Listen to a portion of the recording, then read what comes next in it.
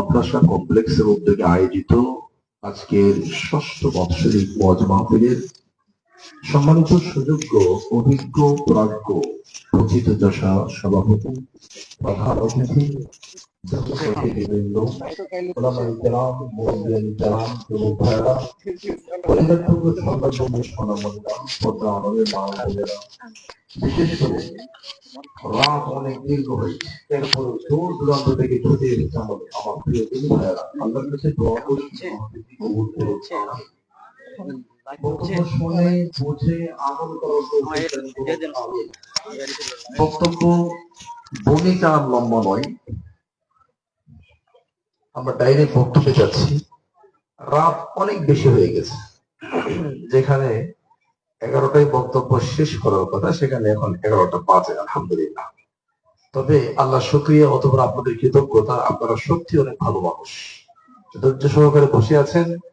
আপনাদের ধৈর্যের ত্রুটি না ঘটিয়েই, আপনাদের রুচি থাকতেই, অধৈর্য হওয়ার আগেই আমরা আমাদের বক্তব্য গুছিয়ে নেব ইনশাআল্লাহ। আমার ভাইয়েরা, মাহফিল কমিটির পক্ষ থেকে আমাকে একটি গুরুত্বপূর্ণ বিষয় এবং আনকমন বিষয়, যে বিষয়ে আমি এর আগে কখনো কথা বলি নাই, আজকে নতুন বিষয়, স্পেশালি এটা একটা নতুন বিষয়। আর আমি আলহামদুলিল্লাহ মাহফিলে যাওয়ার আগে মাহফিল কমিটিকে বলি কি বিষয় আপনারা পছন্দ করেন, কোনটা আপনাদের জন্য ভালো মনে হয়। কেন মাহফিল কমিটির নতুন নতুন বিষয় দিলে পড়াশোনা করার সুযোগ হবে।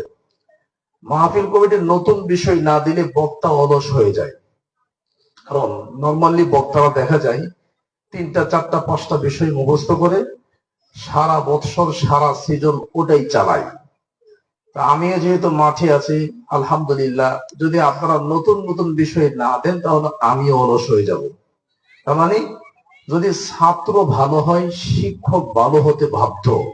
আর ছাত্র যদি খারাপ হয়, 3 10 হিসাব করে, তো শিক্ষক উল্টাপাল্টা হবে। তার মানে আলহামদুলিল্লাহ মাহফিল কমিটিকে মোবারকবাদ, সুন্দর বিষয় দিয়েছে, নতুন বিষয়। সেটা কি? মুহাম্মদ সাল্লাল্লাহু আলাইহি ওয়াসাল্লামের অবাধ্যতার পরিণাম। যারা আল্লাহ এবং তার রাসূলকে মানে না, বিশেষ করে যারা মুহাম্মদ সাল্লাল্লাহু আলাইহি ওয়াসাল্লামকে মেনে নেয় না, এদের কি শাস্তি হবে, এটা হলো আলোচনার বিষয়। কথা কি বুঝতে পেরেছেন আপনারা? তাহলে মুহাম্মদ সাল্লাল্লাহু আলাইহি ওয়াসাল্লামকে যারা মানে না, এদের কি কি শাস্তি হতে পারে? আমি মোটামুটি 31টা শাস্তি মোটামুটি নোট করেছি। তবে 31টা আজকে বলা সম্ভব হবে না, হয়তো বলতে পারবো, আপনারা ধারণ করতে পারবেন না। তো সাধ্যের ভিতরে আমি আপনাদের সামনে 18 থেকে 20টা শাস্তি, যারা মুহাম্মদ সাল্লাল্লাহু আলাইহি ওয়াসাল্লামকে মেনে নেয় না, এদের ব্যাপারে 20 ধরনের শাস্তির কথা আমরা উল্লেখ করব। এক বাক্যে কয়েক সেকেন্ডে আমরা সেগুলো বলে দিচ্ছি, তারপরে বিস্তারিত আলোচনায় যাচ্ছি। বলেন দলিল নাম্বার গুলো। কোরআন কারীম 3 নম্বর পারা 13 নম্বর পৃষ্ঠা 3 নম্বর লাইন 3 নম্বর সূরা, সূরার নাম আলী ইমরান 31 নম্বর আয়াত। 2 কোরআন কারীম পারা নম্বর 3 পৃষ্ঠা নম্বর 13 লাইন নম্বর 4, সূরা নম্বর 3 সূরা আলী ইমরান আয়াত নম্বর 32। কি শাস্তি হবে, শাস্তিগুলো একটু পরে বলছি। 3 কোরআন কারীম 4 নম্বর পারা 19 নম্বর পৃষ্ঠা 2 নম্বর লাইন 4 নম্বর সূরা 14 নম্বর আয়াত। কি শাস্তি হবে একটু পরে বলছি। 5 কোরআন কারীম পারা নম্বর 5 পৃষ্ঠা নম্বর 7 লাইন নম্বর 8, পারা নম্বর 5 পৃষ্ঠা নম্বর 7 লাইন নম্বর 8, সূরা নম্বর 4 সূরা নিসা আয়াত নম্বর 65। কি কি শাস্তি হবে? কোরআন কারীম পারা নম্বর 10 পৃষ্ঠা নম্বর 2 লাইন নম্বর 1 থেকে 2, সূরা নম্বর 8 সূরাতুল আনফাল। কোরআন কারীম পারা নম্বর 16 পৃষ্ঠা নম্বর 3 লাইন নম্বর 8 থেকে 9, সূরা নম্বর 17 সূরা নম্বর 18 সূরাতুল কাহাফ আয়াত নম্বর 103। কি কি শাস্তি হবে আমি বলছি। কোরআন কারীম পারা নম্বর 18 পৃষ্ঠা নম্বর 18 সূরা নূর আয়াত নম্বর 62। কোরআন কারীম পারা নম্বর 19 পৃষ্ঠা নম্বর 1 সূরাতুল ফুরকান আয়াত নম্বর 23। কোরআন কারীম সূরা ফুরকান 19 নম্বর পারা 1 নম্বর পৃষ্ঠা 8 থেকে 9 নম্বর লাইন আয়াত নম্বর 27 28। কোরআন কারীম পারা নম্বর 19 পৃষ্ঠা নম্বর 2 লাইন নম্বর 12 সূরা ফুরকান 25 নম্বর সূরা। কি কি আযাব হবে যারা আল্লাহ এবং তার রাসূলকে মেনে নেয় না? আমরা কোরআন থেকে অনেকগুলো দলিল দিলাম, চলেন এবার হাদিস থেকে কিছু দলিল দেই। 3 কিতাবের হাদিস, 3টা কিতাব হাদিসগুলো পেয়ে যাবেন। বুখারী, মুসলিম, মেশকাত 140 নম্বর হাদিস, সহিহ মুসলিম হাদিস নম্বর 1718, সহিহ মুসলিম হাদিস নম্বর 1716, বুখারী, মুসলিম, মেশকাত হাদিস নম্বর 143, বুখারী, মুসলিম, মেশকাত হাদিস নম্বর 145, মুসলিম মেশকাত হাদিস নম্বর 142, বুখারী মেশকাত হাদিস নম্বর 143। এরপরে মুসলিম মেশকাত হাদিস নাম্বার 158, তিরমিজি মেশকাত হাদিস নাম্বার 159, মুয়াত্তা মেশকাত হাদিস নাম্বার 186, দারিমি মেশকাত হাদিস নাম্বার 188, সহিহ আত-তারগিব হাদিস নাম্বার 72, সহিহ আত-তারগিব হাদিস নাম্বার 62, সহিহ বুখারী হাদিস নাম্বার 1597, মুসনাদ আহমদ বিন হাম্বল হাদিস নাম্বার 4870, মুসনাদ আহমদ বিন হাম্বল হাদিস নাম্বার 3121, 3121, আল ওয়াদিহ ফি উসুল ফিকহ খণ্ড নাম্বার 1 পৃষ্ঠা নাম্বার 12 লাইন নাম্বার 12। এই যে আমি 1 ঘন্টা যা বলবো কয়েক মিনিটে সেটা আমি আপনাকে শোনাই দিলাম, যদিও কিছু বুঝেন নাই তবে এর ভিতরেই সব আছে। তার মানে আপনারা যদি ভিডিওটা আপনারা ঘুরে ঘুরে দেখেন তাহলে এখানে সব তথ্য পেয়ে যাবেন। কারণ একটা বই সম্পর্কে সম্পূর্ণ শিখতে হলে বইয়ের সূচিপত্রগুলো দেখতে হয় যে বইয়ে কি কি আছে। সম্পূর্ণ কোরআন সম্পর্কে ধারণা নেবেন তাহলে 114টা সূরা সম্পর্কে আপনাকে জানতে হবে। তো আজকের বক্তব্য সম্পর্কে 1 ঘন্টায় কি জানবেন সেটা আমি আপনাকে 1 মিনিট 1.5 মিনিটে শোনাই দিলাম। এবার শুনুন বিস্তারিত কথাই যাচ্ছে। যারা মুহাম্মদ সাল্লাল্লাহু আলাইহি সাল্লামকে মেনে নেয় না তাদের কি হবে? নাম্বার 1, মুহাম্মদ সাল্লাল্লাহু আলাইহি সাল্লামকে না মানলে আল্লাহকে পাওয়া যাবে না, আল্লাহকে সন্তুষ্ট করা যাবে না। মুহাম্মদ সাল্লাল্লাহু আলাইহি সাল্লামকে আনুগত্য করে রাসূলকে খুশি করে আল্লাহকে সন্তুষ্ট করতে হবে। দলিল ছাড়া কথার কোনো মূল্য নেই। 3 নম্বর পারা 13 নম্বর পৃষ্ঠা 3 নম্বর লাইন 4 নম্বর সূরা 31 নম্বর আয়াত, সূরা নাম আলী ইমরান। আল্লাহ বলছেন, قل إن كنتم تحبون الله فاتبعوني يحببكم الله ويغفر لكم ذنوبكم والله غفور رحيم।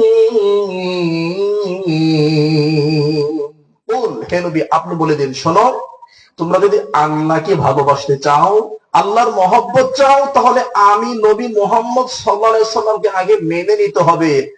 আমি নবীকে আনুগত্য করে, আমি নবীকে সন্তুষ্ট করে আল্লাহকে সন্তুষ্ট করতে হবে।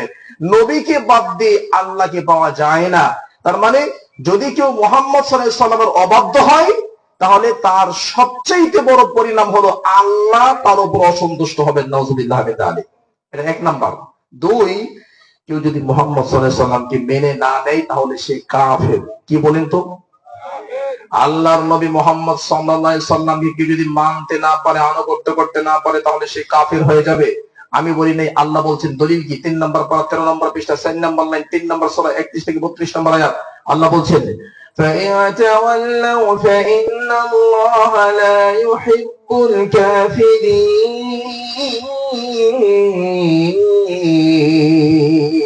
শোনো, فَإِن تَوَلَّوْا, তোমরা যদি মুহাম্মদ সাল্লাল্লাহু আলাইহি সাল্লামকে না মানো, আল্লাহর নবীর আনুগত্য যদি না করো, অবাধ্যতায় লিপ্ত হও, তাহলে কি ফলাফল জানো?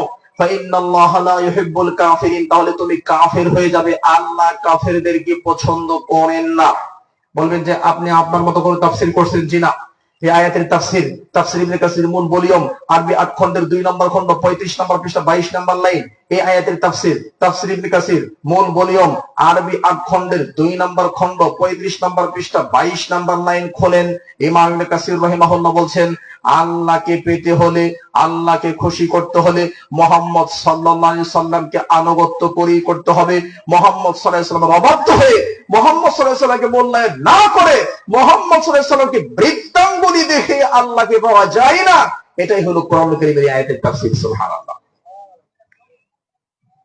যেমন আমি আপনাকে সহজে বোঝাই, আমাদের ডক্টর মাহবুবুর রহমান ভাই, আল্লাহ তাকে নেক হায়াত দান করুক, আমিন।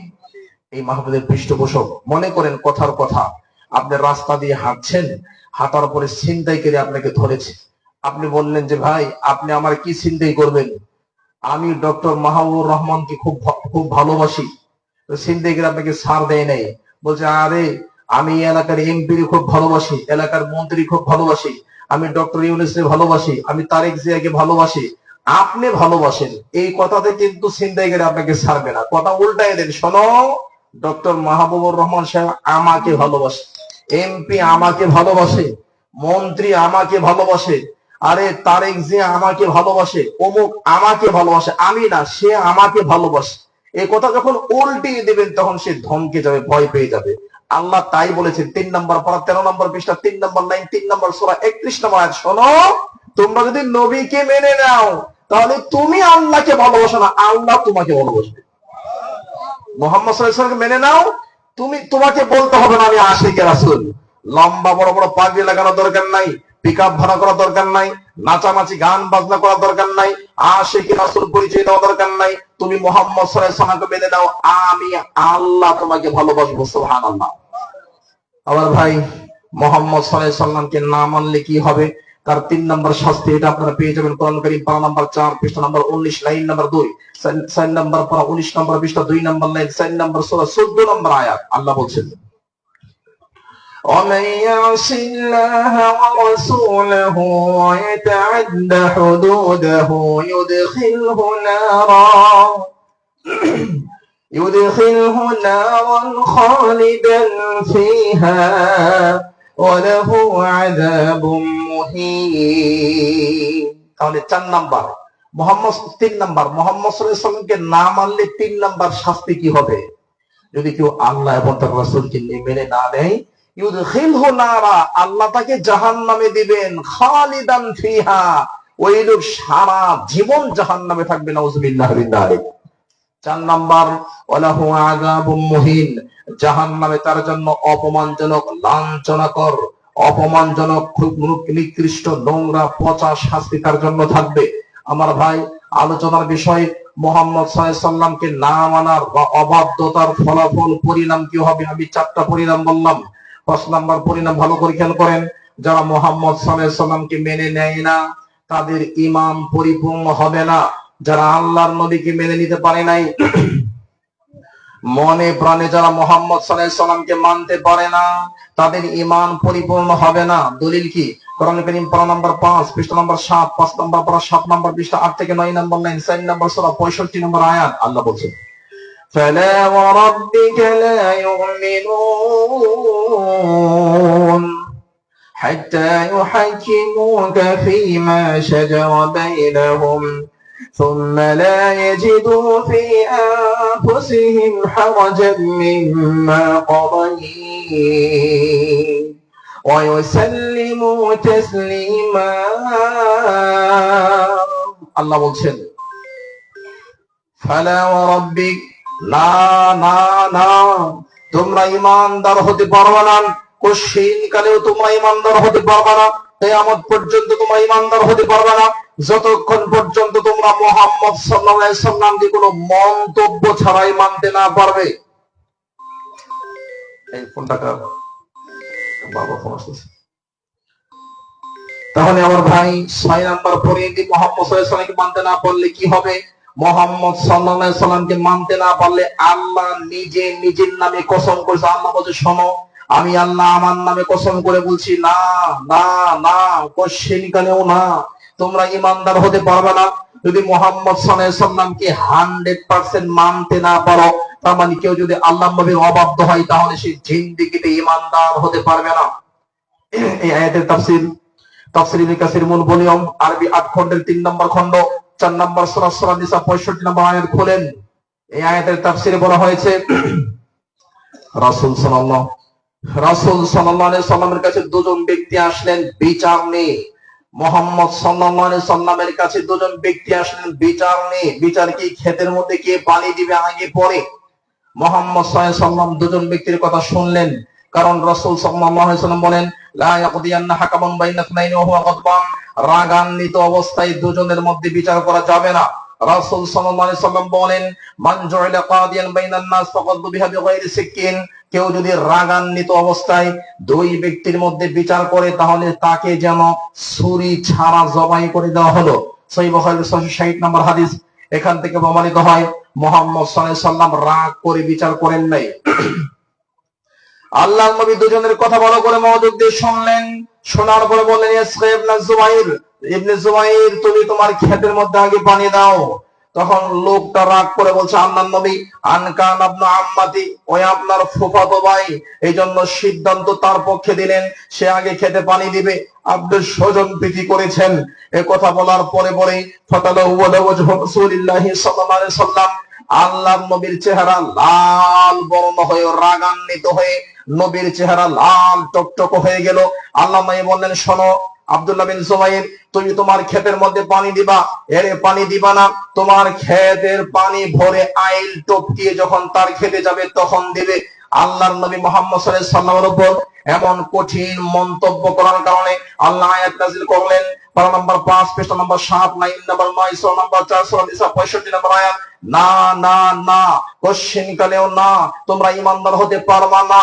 মুহাম্মদ সাল্লাল্লাহু আলাইহি সাল্লামকে যদি তোমরা মানতে না পারো, তাহলে আমার ভাই মুহাম্মদ সাল্লাল্লাহু আলাইহি সাল্লামকে মানতে না পারলে জিন্দেগিতে ঈমানদার হওয়া যায় না।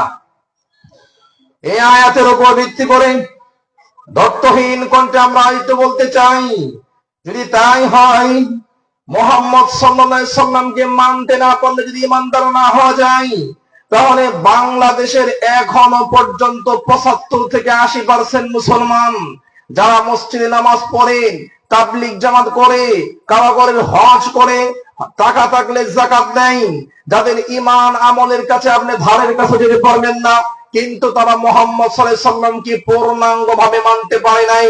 এই জন্যই আয়াতের ভিত্তিতে তারাও এখনো ঈমানদার হতে পারে নাই। কথা বুঝেন নি মনে আপনারা? বোঝার জন্য বলছি, এদেশের এখনো 80% মানুষ যারা মুহাম্মদ সাল্লাল্লাহু আলাইহি সাল্লামকে মেনে নিতে পারে নাই। ইমাম আবু হানিফা রাহিমাহুল্লাহকে যতটা ভালোবাসে, তার মাযহাবকে যতটুকু ভালোবাসে, মুহাম্মদ সাল্লাল্লাহু আলাইহি সাল্লামকে ততটুকু মূল্যায়ন করতে পারে না। তার দলিল আমি একটা ঘটনা প্রায় বলি। মদিনায় যাওয়ার আগে ধানমন্ডি সায়েন্স ল্যাবরেটরি স্কয়ার জামে মসজিদ সরকারি ইমাম এবং খতিবের ইন্টারভিউ হবে। তখন আমার দাড়ি তখনও ওঠে নাই, শরীর স্বাস্থ্য খুব ক্ষীণ, মাত্র পড়াশোনা করেছি, মদিনায় যাই নাই। শেখ আব্দুর রাজ্জাক বিন ইউসুফের মাদ্রাসায় শিক্ষক হওয়ার আগের কথা বলছিলাম। ইন্টারভিউ গেলাম, যাওয়ার পরে আমি বুকের মধ্যে হাত ধরে সালাত আদায় করলাম, যেভাবে পড়ি, জোরে আমিন বললাম যেভাবে বলি। আমার ইন্টারভিউ শুরু হওয়ার আগে খতিব সাহেব আমার হাত ধরে টান দিয়ে বাহিরে নিয়ে গিয়ে বললেন, শোনেন হুজুর, আপনি যেভাবে নামাজ পড়লেন এভাবে কি আপনার বড় হুজুররাও পড়েনি? বললাম জি, আমার বড় হুজুররা এভাবেই পড়ে। বললাম কেন হুজুর, এমনি নামাজ পড়লে কি নামাজ হবে না? হুজুর কিছু বলে না, চুপ করে হুজুর দাঁড়ায় আছে। আমি বললাম শোনেন, চাকরি হবে কিনা জানি না, তবে একটা দাওয়াত দিয়ে যাই। আপনি পড়াশোনা কোথায় করেছেন? উনি বলল আমি বাংলাদেশের সবচেয়ে বড় মাদ্রাসা হাট হাজারি মাদ্রাসা থেকে পড়াশোনা করেছি। আমি বললাম আমি একটা সহিহ বুখারী থেকে দলিল দিব। আমি যেই সহিহ বুখারী থেকে দলিল দেব ওটা মিশরের বুখারী না।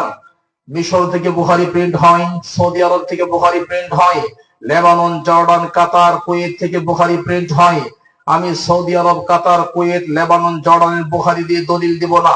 আপনি হয়তো বলবেন যে এখানে জালিয়াতি করছেন, আপনারা আহলে হাদিস জালিয়াতি করেছেন।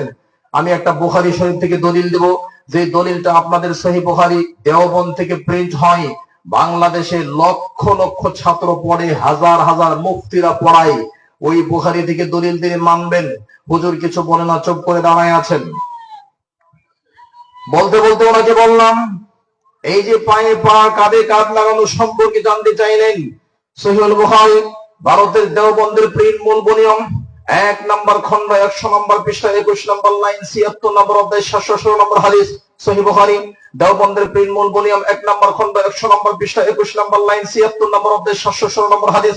বাবু ইলজাতুল মানকিব বিল মানকিব ওয়াল কদম বিল কদম ফিস সাফি, সালাতে পায়ে পা কাঁধে কাঁধ লাগায় নামাজ পড়তে হবে। হাদিস পেয়েছেন, চুপ করে শুনছে। এবার এভাবে সালাত পড়েছি। সহিহ বুখারী দেওবন্দের প্রিন্ট মূল ভলিউম 1 নম্বর খণ্ড 102 নম্বর পৃষ্ঠা 19 নম্বর লাইন 87 নম্বর অধ্যায় 731 নম্বর হাদিস। এরপর রফউল ইয়াদাইন করা সম্পর্কে জানতে চেয়েছেন। সহিহ বুখারী আপনাদের দেওবন্দের প্রিন্ট মূল ভলিউম 1 নম্বর খণ্ড 102 নম্বর পৃষ্ঠা 1 নম্বর লাইন 83 নম্বর অধ্যায় 726 থেকে 30। এরপরে জোরে আমিন সম্পর্কে জানতে চেয়েছেন। সহিহ বুখারী দেওবন্দের প্রিন্ট মূল ভলিউম 1 নম্বর খণ্ড 106 নম্বর 1 নম্বর খণ্ড 108 নম্বর পৃষ্ঠা 6 নম্বর লাইন 113 নম্বর অধ্যায় 774 নম্বর হাদিস। এই সবগুলো তথ্য ওনাকে দেওয়ার পরে চুপ করে শুনলেন আর বললেন সবই তো ঠিক আছে, কিন্তু আমাদের মাযহাবে যে নাই। এবার আমি আপনাকে আয়াত বোঝাচ্ছি। কোরআন কারীম পারা নাম্বার 5 পৃষ্ঠা number 7 line number 6 line number 9 4 নম্বর সূরা নিসা 65 নম্বর আয়াত। না না না, ঈমানদার হতে পারবা না যদি মুহাম্মদ সাল্লাল্লাহু আলাইহি সাল্লামের বক্তব্য শোনার পরে মন্তব্য করো। এতগুলো দলিল দেওয়ার পরে দেওবন্দ থেকে এতগুলো দলিল দেওয়ার পরে 8,000 থেকে ফারেক হওয়া এত বড় মুফতি, সরকারি মসজিদ ইমামুল খতিব, উনি বললেন সবই ঠিক আছে, আপনার কথা কিন্তু আমাদের মাযহাবে নাই। এই কথা বললে কোরআনের আয়াত বলছে ঈমানই থাকে না। যদি তাই হয় তাহলে মুহাম্মদ সাল্লাল্লাহু আলাইহি সাল্লামের কথাকে কেউ যদি ফেলায় দেয় তার ঈমান থাকে না। এইটাই যদি হয়ে থাকে তাহলে এই দেশের এখনো পর্যন্ত 70 থেকে 80% হুজুরের ঈমান ঠিক নাই। সাধারণ মানুষ তো অনেক দূরের কথা। আমার ভাই বারাক্রান্ত হৃদয়ে আমি আপনাকে বোঝাতে চাই, এইভাবে কথা বললে হয় না, এইভাবে ঈমান আনলে হয় না। আমাদের ঈমান যে কখন নষ্ট হয়ে গেছে আমরা জানি না। এই জন্য আল্লাহ বলছেন কোরআন কারীম 13 নম্বর পারা 7 নম্বর পৃষ্ঠা 3 নম্বর লাইন 12 নম্বর সূরা ইউসুফ, وما يؤمن أكثرهم بالله إلا وهم مشركون। অধিকাংশ মানুষ আল্লাহর প্রতি ঈমান আনার পরে মুশরিক হয়ে গেছে। অধিকাংশ মানুষ দাবি করে আমি ঈমান এনেছি, কিন্তু ঈমান আনার পরে তার ঈমান ঠিক নাই, তার ঈমান চলে গেছে, সে মুশরিক হয়ে গেছে, সে নিজেও জানে না। আমার ভাই এটাই যদি হয়ে থাকে, বাংলাদেশে এরকম হাজার হাজার লাখ লাখ কোটি কোটি কোটি কোটি লাখ লাখ মুফতি আছে, যে মুফতিগুলো মুহাম্মদ সাল্লাল্লাহু আলাইহি ওয়াসাল্লামের হাদিস নিয়ে মজা করে ঠাট্টা করে আছেন নেই? আল্লাহর নবী মুহাম্মদ সাল্লাল্লাহু আলাইহি ওয়াসাল্লামের হাদিস নিয়ে কেউ যদি ঠাট্টা করে মজা করে, মজা করতে দেরি হবে, বেঈমান কাফের মুশরিক হতে দেরি হবে না। দলিল কি? কোরআন কারীম 10 নম্বর পারা 16 নম্বর পৃষ্ঠা 6 নম্বর লাইন 9 নম্বর সূরা তাওবা। আল্লাহ বলছে শোনো, আল্লাহর নবীর কোন হাদিস নিয়ে মজা করা যাবে না, ঠাট্টা করা যাবে না। অসংখ্য মসজিদ আছে, মসজিদের মধ্যে লিখে দেওয়া আছে এখানে লা মাযহাবীদের প্রবেশ নিষেধ, এখানে জোরে আমিন বলা যায় না। জোরে আমিন বললে আপনার দিকে এমন ভাবে তাকায় থাকে মনে হয় আপনি নতুন শরীয়ত নিয়ে আকাশ থেকে এসেছেন, নাউজুবিল্লাহ। তার এই তাকালো দেখে তার চোখের স্টাইলই মনে হয় সে এই সুন্নতকে মানে না, সুন্নতকে বিশ্বাস করে না, সুন্নতকে সে ঘৃণা করছে। যদি এটাই হয় তাহলে তার বেঈমান হয়ে গেছে, ঈমান তার ভিতরে নাই। আমার ভাই মুহাম্মদ সাল্লাল্লাহু আলাইহি সাল্লামকে না মানার অনেকগুলো পরিণতি, নিকৃষ্ট নোংরা পরিণতির মধ্যে একটা হলো, ভালো করে খেয়াল করেন, যারা মুহাম্মদ সাল্লাল্লাহু আলাইহি ওয়াসাল্লামকে মানে না তারা কাপুরুষ। কি তারা বলেন তো? আল্লাহর নবীকে না মানলে কাপুরুষ হয়ে যাবে। আমি বলি আল্লাহ বলছেন 10 নম্বর পারা 2 নম্বর পৃষ্ঠা 9 নম্বর সূরা আনফাল 8 নম্বর সূরা আনফাল, আল্লাহ বলছেন وَأَطِيعُوا اللَّهَ وَرَسُولَهُ وَلَا تَنَازَعُوا فَتَفْشَلُوا। শোনো, আল্লাহকে মানো, রাসূলকে মেনে নাও, আল্লাহকে মেনে নাও। যদি আল্লাহর রাসূলকে না মানো ফাতাফশালু, তাহলে তোমরা কাপুরুষ হয়ে যাবে, তোমাদের মধ্যে ভয় ভীতি ঢুকে যাবে। যেমন আমাদের মধ্যে ভয় ভীতি আছে না নেই? দুই দল, দুজনের মাথার মধ্যে টুপি আছে, মাথার মধ্যে পাগড়ি আছে, মুখের মধ্যে দাড়ি আছে। মাথায় কি সুন্দর টুপি, মাথায় কি সুন্দর পাগড়ি, মুখে কি সুন্দর দাড়ি, তাদের চেহারা আপনার চেয়ে অনেক সুন্দর, মুখ দিয়ে ইকরামুল মুসলিমিন আরো কত সুন্দর সুন্দর কথা বের হয়। কিন্তু টঙ্গীর মাঠে দুজনের হাতে বড় বড় হকি স্টিক আছে, বড় বড় লাঠি আছে, দুজন দুজনকে মারছে, যে যারে মারছে সেই বলছে আমি জান্নাতে চলে যাব। এরকম কাপুরুষ দুনিয়াতে আছে না নেই? কেন? মুহাম্মদ সাল্লাল্লাহু আলাইহি সাল্লামের সুন্নতকে অপমান করেছে, রাসূল সাল্লাল্লাহু আলাইহি সাল্লামের নাফরমানি করার কারণে গজব শুরু হয়েছে। এটা 6-7 নম্বর আযাব। আল্লাহর নবীকে অপমান করলে, নবীর সুন্নাহকে বাদ দিয়ে, আল্লাহর শরীয়তকে বাদ দিয়ে মন ঘরের দাওয়াত দিলে ওই দাওয়াত আল্লাহর কাছে যাবে না, ওই দাওয়াত বাংলার মাটিতে পড়ে থাকবে। ওই দাওয়াতে মারামারি, হানাহানি, কাটাকাটি, খুনাখুনি, রাহাজানি, চুরি, ডাকাতি, ছিনতাই, রাহাজানি, জুলুম, অত্যাচার, অন্যায়, অবিচার, এই সমস্ত পাপ চলতেই থাকবে। যার জন্য এত দাওয়াত দেওয়ার পরে দাওয়াত কাজ হয় না। কারণ কি? আল্লাহ বলে দিয়েছে কোরআন কারীম 18 নম্বর পৃষ্ঠা 63 নম্বর আয়াত সূরা নূর। আল্লাহ বলছেন ফালিয়াহযারিল্লাযীনা ইউখালিফুনা আন আমরি আন তুসিবাহুম ফিতনাতুন আও ইউসিবাহুম আযাবুন আলীম। শোনো, যারা মুহাম্মদ সাল্লাল্লাহু আলাইহি সাল্লামকে মানতে পারো নাই, যারা আল্লাহর নবীর নাফরমানি করেছে, আন তুসিবাহুম ফিতনা, এদেরকে ফিতনা পাকড়াও করবে, আও ইউসিবাহুম আযাবুন আলীম, অথবা মারাত্মক শাস্তি এদেরকে পাকড়াও করবে। কেমন ফিতনা পাকড়াও করবে জানেন? ওই বেদাতি হুজুর সারা জীবন আপনাকে জেনাকারী প্রমাণ করার চেষ্টা করেছে। লা মাযহাবিরা, মসজিদের মধ্যে নারীদেরকে ভোগ করার জন্য নিয়ে যায়, নাউযুবিল্লাহি মিন যালিক। এই কথা দেড়বাটারি মৌলবীর মুখ দিয়ে বের হয় নাই। লা মাযহাবিরা, সালাফি আহলে হাদিসরা মহিলাদেরকে মসজিদে নিয়ে যায় ভোগ করার জন্য, নাউযুবিল্লাহ। এই কথা যখন তার জবান দিয়ে বের হয়েছে, আল্লাহ তখন তাকে অপমানিত করেছেন। আপনারা দেখেছেন এই হুজুরি হিল্লা বিবাহর নামে জোতার বাড়ি খেয়েছে। ময়মনসিংহ, হালুয়াঘাট, ঢাকা, গাজীপুর জোতার বাড়ি খেয়েছে। কারণ এরাই মানুষের সামনে বুখারীর হাদিসকে অস্বীকার করেছে। আল্লাহর ঘর কাবাতে এখনো মসজিদে মহিলাদের জায়গা আছে, মসজিদে নববীতে এখনো জায়গা আছে, সৌদি আরবের অসংখ্য মসজিদের মধ্যে এখনো মহিলাদের জায়গা আছে। কিন্তু এই ঢের বাটারি মৌলবীরা যখন আপনাদেরকে অপমান করার চেষ্টা করেছে, আন তুসিবাহুম ফিতনা, ফিতনা তখন তাকেই পাকড়াও করেছে। মাগরিবের নামাজের পরে ভদ্র মহিলা এসে বলছে, স্বামীর সাথে রাগারাগি হয়েছে, আমার স্বামী আমাকে 3 তালাক দিয়েছে, বাঁচার কোনো উপায় আছে কিনা? বলছে হ্যাঁ আছে, ইশারের নামাজ পড়ায় আপনাকে বাঁচাচ্ছি, থামেন।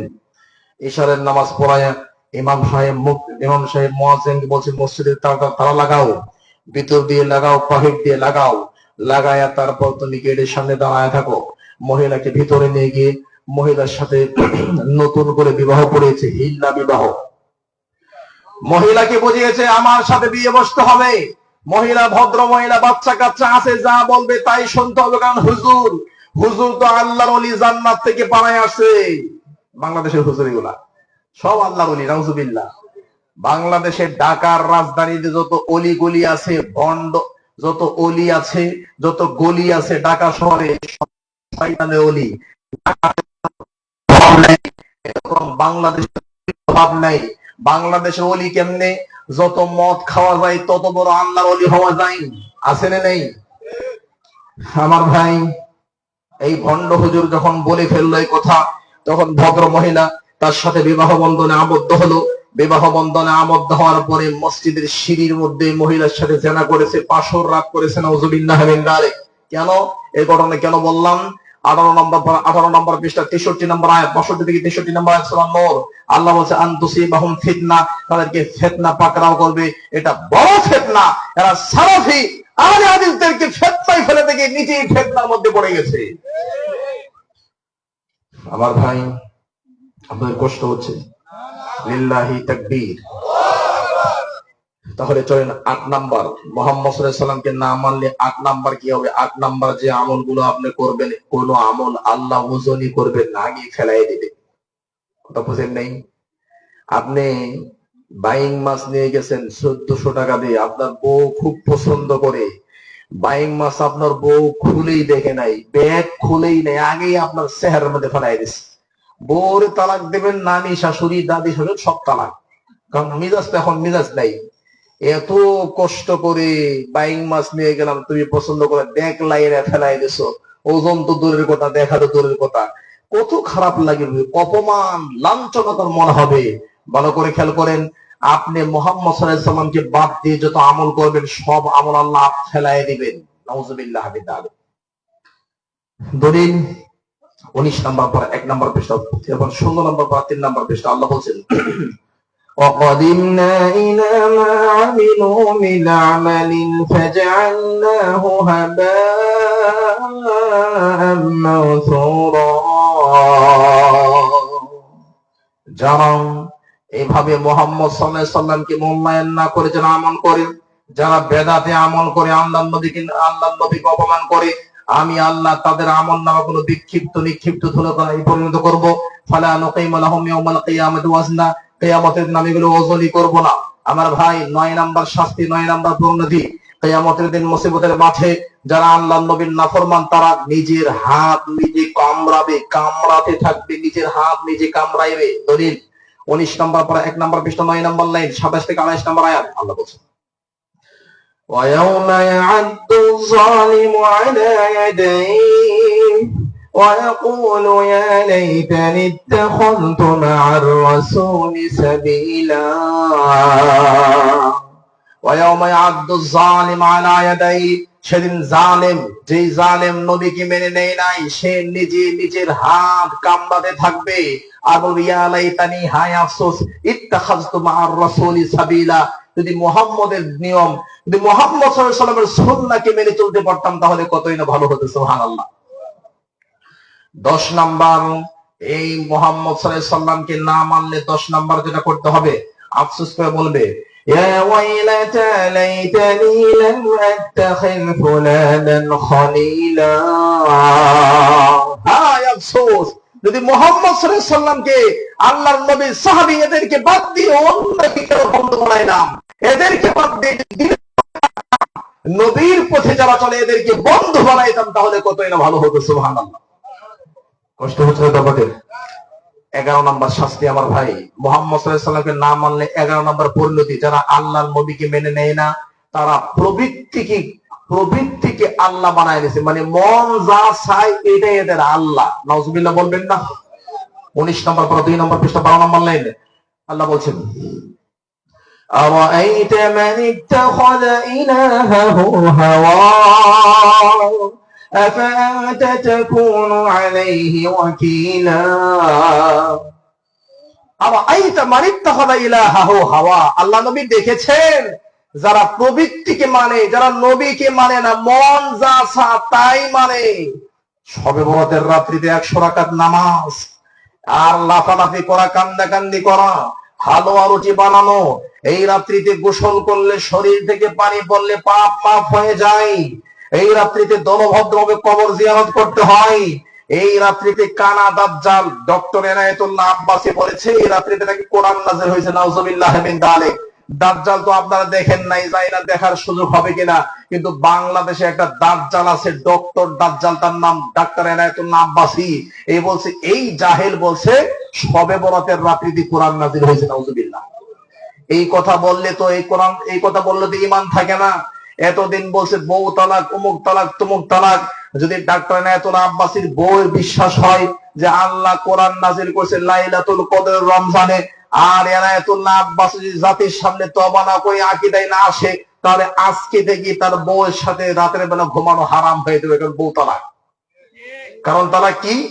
আল্লাহ কোরআনের 3টা আয়াত, 25 নম্বর পর 14 নম্বর পৃষ্ঠা, পারা নাম্বার 25 পৃষ্ঠা নম্বর 14 লাইন নাম্বার 14 সূরা দুহান 2 থেকে 3 নম্বর আয়াত, পারা নাম্বার 30 পৃষ্ঠা নম্বর 19 সূরা কদর, কোরআন কারীম পারা নাম্বার 2 পৃষ্ঠা নম্বর 7 লাইন নম্বর 2 থেকে 3, 2 নম্বর সূরা আল-বাকারা 185 নম্বর আয়াত।